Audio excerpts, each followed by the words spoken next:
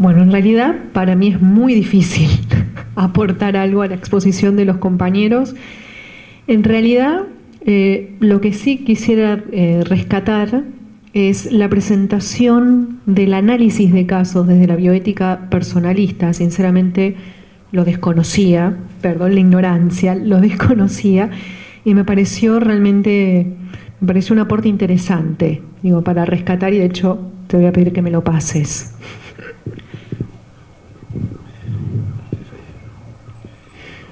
Bueno, yo hablo desde la perspectiva de la visión de integración y que dio origen, digamos, inicialmente a la gestación de esta mesa. La realidad es que el espacio de los comités de ética es uno de los espacios en los cuales puede converger dos modelos diferentes de ver el mundo, que finalmente no sé si son tan diferentes de ver el mundo. En realidad estamos viendo a lo que se apunta es un mundo basado en el diálogo, no basado en la exclusión, no basado en la arrogancia, sino basado en la capacidad de diálogo, del poder de escucha, como se dijo antes, de la capacidad de suponer que el otro puede tener una razón que nosotros no tenemos y que es interesante por lo menos escucharla. Lo que tiene los comités de ética hospitalaria es que tienen que resolver casos concretos, o sea, los casos no son hipotéticos. Finalmente, alguna decisión hay que recomendar, no digo tomar, porque la decisión la toma finalmente el médico, como se dijo en ambas presentaciones, pero por lo menos alguna decisión hay que recomendar, así que uno no puede terminar discutiendo el sexo de los ángeles o la inmortalidad del cangrejo. Finalmente, algo hay que decir respecto del paciente tal o del niño tal o así. Sí, para un mundo tan fragmentado como el que estamos viviendo en este momento y con tantas antinomias, me parece de lo más interesante que el microescenario que se plantea en un hospital, en un comité de ética, es un ejemplo de cómo los seres humanos todavía podemos resolver conflictos hablando, simplemente hablando, solo hablando, y posturas que quizás en otros ámbitos podrían llegar a ser vistas como posturas divergentes, como por ejemplo una persona que no tiene por qué tener formación o creencia religiosa y una persona que proviene de la tradición religiosa, a la hora de sentarse puedan encontrar espacios de diálogo común, un lenguaje común como para poder resolver problemas que son acuciantes a todos, ¿no?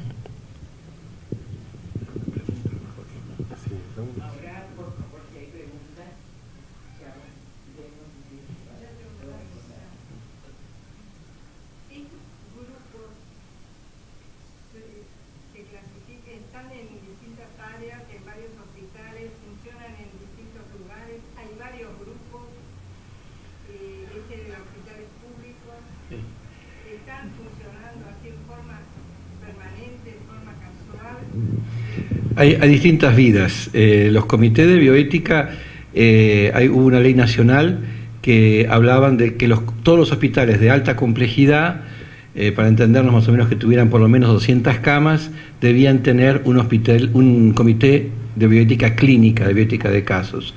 Muchos de ellos después derivaron una separación que eventualmente en muchos se convirtieron otro comité para temas de investigación, porque algunos de esos hospitales tienen programas de investigación. Después la realidad hospitalaria varía mucho de hospital en hospital, provincia en provincia. Por ejemplo, en Mendoza hay una ley provincial de los comités y el Ministerio de Salud de Mendoza, más allá de los gobiernos de distintos signos que ha tenido, esto lo ha mantenido en general con alguna variante. Y entonces, por ejemplo, hay cursos de capacitación para que los profesionales que quieran participar del comité puedan participar. Hay una red provincial de comités de bioética. En otras provincias hay uno solo, en fin, es muy variado, ¿no? Según... Yo quisiera contar que Fernanda se doctoró con una tesis sobre ese tema, una tesis brillante, el año pasado, ¿sí? Así que una persona, me gustaría escuchar, hizo un relevamiento muy interesante sobre el funcionamiento de los comités y ese es precisamente su tema de doctorado. En realidad, tenés en los dos ámbitos, tenés en hospitales públicos y tenés en hospitales privados, y en realidad hay uno por hospital que no suele variar tanto, y esto es una discusión muy grande que hay incluso a nivel internacional, si tienen que ir cambiando o no los miembros, cada cuánto, digamos, la cuestión no está tan clara porque se tarda mucho en formarse para un comité. Yo estoy desde el 2001 en el Hospital Posadas y todavía siento que no sé lo suficiente. Pero básicamente los hospitales públicos y privados tienen un comité. El caso del Posadas es bastante particular porque es un comité con las dos funciones, el de ética clínica y el de ética de la investigación. Pero no sé si contesta tu pregunta. Bueno, quizás es una deformación suponer que el deber es religioso. En realidad yo no soy religiosa a tal punto que teniendo un apellido católico sabio, siendo mis padres bautizados, decidieron no bautizarme. Digamos, yo ni siquiera estoy bautizada y me especialicé en ética.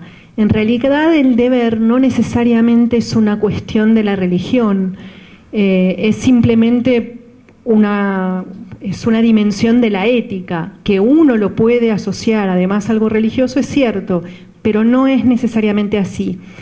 Y mi pregunta por el deber en realidad era una pregunta, si querés, capciosa, porque yo no sé si se debe. Digamos, es la diferencia entre lo que de hecho se da y lo que se debe dar, ¿no? Esta discusión eterna que se da en la ética. Una cosa es lo que se da, otra cosa es lo que se debe dar. Si yo confundo lo que se da con lo que se debe dar, corro el riesgo de caer en la falacia naturalista y suponer que porque las cosas son de una determinada manera, necesariamente tienen que ser así. Gracias por hacérmelo notar, la próxima vez voy a tener más cuidado. Pero es una cuestión técnica en ética. Y bueno, yo soy kantiana y el imperativo categórico lo tengo, no soy religiosa, pero lo parezco, el imperativo categórico lo tengo clavado a fuego a tal punto que mi perro se llamaba Kant, o sea, a ese punto. Pero digamos que el deber es una discusión que tiene que ver con lo ético, no necesariamente con lo religioso. En Japón, los primeros años que se acercó al discurso bioético, no usaban la palabra bioética, no encontraban un término en japonés para esta nueva disciplina y la llamaban consentimiento informado. Por varios años utilizaban el tema del consentimiento informado para identificar esta área de discusión hospitalaria. Después sé que han avanzado, no sé la palabra en japonés, pero sé que ahora está superado eso. Pero yo me acuerdo en los años 86, 88, en los encuentros en Georgetown se comentaba esto. Mi experiencia, muchas veces el debate en el comité de bioética ayuda a que el paciente pueda dar o no su consentimiento, o a iluminar el consentimiento que tiene. Otra parte es a veces en ese trabajo de función normativa que puede tener el comité, de iluminar, mejorar las formulaciones de consentimiento informado en el hospital, ¿no? O sea, es muy común que cuando vos internás a alguien, el paciente está ya en la camilla, no sé dónde, y un pariente va a la administración para registrar el ingreso del paciente. Y una empleada administrativa te dice, firme acá y firme acá. Y vos firmás, pues está tu mujer, tu hijo, tu padre, ni mirás bien. Y ahí firmaste el consentimiento. E incluso autorizaciones quirúrgicas a veces. Y esto pasa también en buenas clínicas privadas, ¿no? Entonces, obviamente, eso también es materia para un comité de preguntarle cómo firman el consentimiento acá en esta institución, porque es mucho más fácil tenerlo ya firmado, si después no se usa, a tener que comenzar todo un tema de diálogo. O sea, el caso que llega al hospital, al comité, perdón, obviamente tiene que estar informado el paciente si es capaz, si se puede, a veces no lo podemos hacer y se debate el comité, pero es un tema así relacionado a la bioética y al comité, y el paciente no puede de repente negar que el caso llegue al comité si el conflicto lo presenta el equipo de salud, por ejemplo. El paciente puede decir, yo no quiero que lo traten ustedes. Bueno, muy bien, gracias, lo tratamos nosotros, es un problema nuestro, ¿no es cierto? Porque tenemos que trabajar sobre usted, ¿no? Ahí podría ser un momento de conflicto, pero nada más que eso. En realidad, el comité no actúa por voluntad propia, en el sentido de que el comité no va necesariamente al campo. El comité en general, por lo menos así funciona en el Posadas y en muchos otros hospitales, no sé si en todos, eso no lo puedo asegurar, no es que el comité por motus propio dice este es el formato de consentimiento y desde ahora en adelante se va a usar esto. De hecho, yo puedo hablar por mi comité, no por los otros. es una gran lucha esto de los formularios unificados para un consentimiento, porque no es real. Cada paciente es un mundo, entonces un formulario unificado, que vos lo firmás como acá está diciendo el profesor, antes de entrar al quirófano, sin saber por qué, estando tu mamá, tu papá, tu tío, si no firmás no entrar. Bueno, eso es una barrabasada y no es un consentimiento informado, es otra cosa. Es un intento de amparo jurídico que está muy lejos del sentido del consentimiento informado, que nace en primera instancia para proteger la autonomía del paciente, la decisión autónoma del paciente. En segunda instancia uno lo puede entender como un amparo jurídico, pero es en segunda instancia, no es la función principal. Digamos, un consentimiento firmado sin que el paciente entienda lo que se dijo o lo que está escrito, sin una explicación real y que se lo dio la administrativa antes de entrar al consultorio, eso no es un consentimiento informado, es otra cosa. De hecho, si ustedes se fijan, ese papelito lo que dice es documento de consentimiento informado. Es lo que documenta el proceso que se da en la relación médico-paciente, en donde el médico explica al paciente cuál es su patología y los distintos cursos de acción posibles y llegan a un acuerdo. Por supuesto, el médico es el que sabe, es el que va, todo lo que ustedes quieran, pero la decisión final la tiene el paciente. Eso es un documento que debe probar que existió el proceso. Si no existió el proceso, es un fraude. Perdón si hay un médico que no está de acuerdo en la sala. Yo en el año 89 empecé con los comités en un hospital pediátrico. Y obviamente estos problemas no los teníamos, ¿no es cierto? Como bien dijo ella, hemos ido como evolucionando. Tuvimos muchísimas consultas con respecto a los trasplantes en aquellos tiempos, de asignación de órganos, ¿no es cierto? Los criterios, cuando a veces no se estaba de acuerdo con los criterios del INCUCAI y teníamos un riñón y 2 chicos compatibles, ¿qué prioridad dábamos? Cuando yo llegué al hospital pediátrico Emilio Civit, había un respirador pediátrico en toda la zona de Cuyo, San Juan, San Luis, y no había una cama. Entonces la asignación de ese respirador era una batalla campal, se pueden imaginar. Hoy hay en cada ciudad, o sea, evidentemente ha habido toda una evolución. Con respecto a los casos que usted indicaba, los temas de aborto que llegan al comité en general son cuando hay un conflicto, ¿no es cierto? Porque hoy, depende de las provincias, hay muchos caminos ya legales para poder hacerlos, ¿no es cierto? El problema que se está teniendo, por ejemplo, en la provincia de Buenos Aires, yo vivo en La Plata actualmente, es que en muchos hospitales los médicos se niegan a hacer los abortos porque no están convencidos de que sea una práctica médica ordinaria, sino eliminar una vida.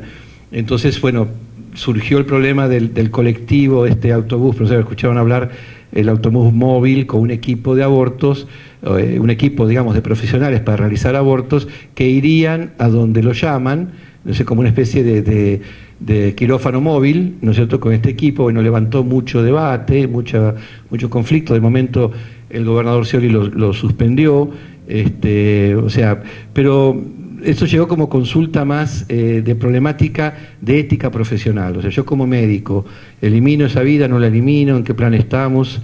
Eso por el tema de aborto.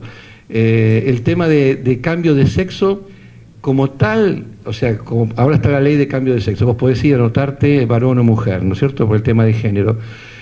Eso no llega al comité de bioética, por lo menos yo no he tenido casos. Sí, casos de asignación por problemas, diríamos, genéticos o de malformación de los órganos genitales, o por a veces ambigüedad de identidad, y que se le asigna generalmente, la tendencia era asignar el género femenino, porque era como más fácil poder manejar eso, ¿no es cierto? Pero casos como el que acaba de decir la doctora, que a veces no están. En los hospitales que ahí me ha tocado estar no han sido muy numerosos, pero sí a veces llegan, pero a veces, como yo les decía, en el primer paso, que es el diagnóstico, por ejemplo, en el cambio de sexo de una persona, que por una cuestión de género dice yo ahora paso a ser mujer o varón, hay una cuestión diagnóstica, más allá de por ahí si hubiera algo de salud mental o psiquiátrico, pero que no siempre es así, y no te lo consultan para eso, ¿no? Y el tercer caso que usted preguntaba... Prolongación de la vida. Bueno, y ahí sí, ahí exactamente, por eso lo dejaba para el final. Ahí sí tenemos muchísimas consultas sobre el desenchufar o no desenchufar. La gente sigue hablando así de esas cosas, ¿no es cierto? O yo diría de comenzar ciertas terapias sin tener muy claro el objetivo. O sea, a veces, cada vez más tenemos enfermos geriátricos, o sea, tenemos más gente mayor, ¿no? Y obviamente el sistema de salud, que en sus fondos y en sus recursos de todo tipo, tienen sus planes y tienen que hacer sus organizaciones. Entonces, ¿qué tratamiento se le da a tal persona? ¿Cómo se combina la edad con las patologías que tenga? Pues generalmente la ancianidad viene de acuerdo con alguna patología anexa a la edad, ¿no es cierto?, que puede ir llegando. Y está más en lo que antes se discutía menos. Por ejemplo, antes se discutía menos cuando coloco al paciente en el respirador. Entonces el conflicto que teníamos en el comité era que estaba conectado y había que desconectarlo. Ahora se debate más que, por ejemplo, tal médico quiere meterlo en terapia y que lo conecten al respirador, y terapia dice no es un paciente para el respirador, ¿no es cierto? Y entonces tenemos ese tipo de conflicto. O sea, gracias a Dios, creo que en esto hemos adelantado, ¿no? de pensar bien la acción médica, que sea realmente efectiva, no ir a la futilidad o a ese mal llamado encarnizamiento terapéutico, ¿no? Que con las personas mayores, ¿no? Especialmente. El Comité de Ética del Posadas tiene la doble función de investigación y de ética clínica. Desde el punto de ética clínica no hay ninguna presión.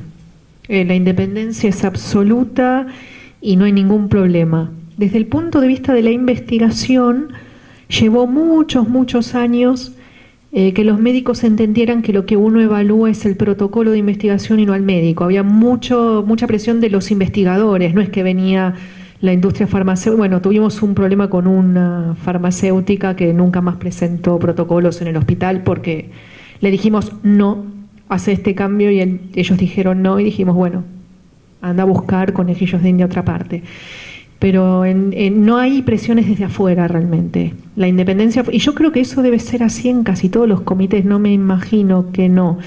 Me parece que eso es una batalla ganada, creo, no sé. Sí, yo coincido totalmente. A veces puede haber en parte de investigación un poco de presión de los laboratorios o de los médicos que quieren participar en los multicéntricos, en los protocolos de investigación multicéntrica, que son muy bien pagados. Y si vos le rechazás el protocolo, me estás atacando a mi bolsillo, ¿no es cierto? Entonces, ¿quiénes son los del comité para arruinarme el negocio? Digamos, aunque no haya un deseo de hacer daño, ¿no? Pero me ofrecen el protocolo, me enganchan, me van a dar $3.000 por mes, hay que renunciar a eso, ¿no es cierto? Y la otra presión a veces, en el caso nuestro, es más afectiva, emocional, de los parientes que no entienden lo que pasa ahí dentro, ¿no? Entonces yo me acuerdo una vez que habían nacido unas mellicitas, una bien delicada pero salía adelante, y la otra chiquita con mucha problemática, muy difícil tratamiento y demás.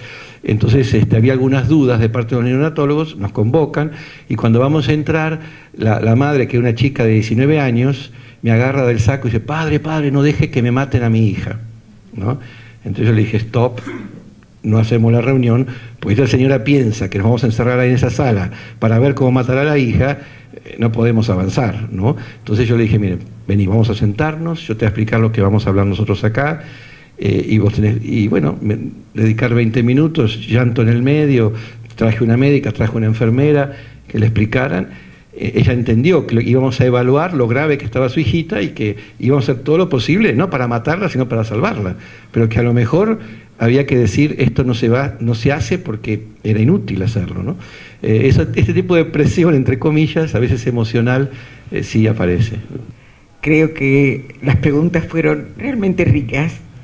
Creo que fueron tan buenas las exposiciones que, como suele ocurrir, uno dice preguntar y en realidad expone. Acá todo el mundo preguntó, nadie se propuso exponer, y realmente creo que las respuestas fueron muy satisfactorias, porque yo miraba las caras y inclusive muy interesante la pregunta que de alguna manera puso en juego una respuesta que permitió precisar algunas dudas.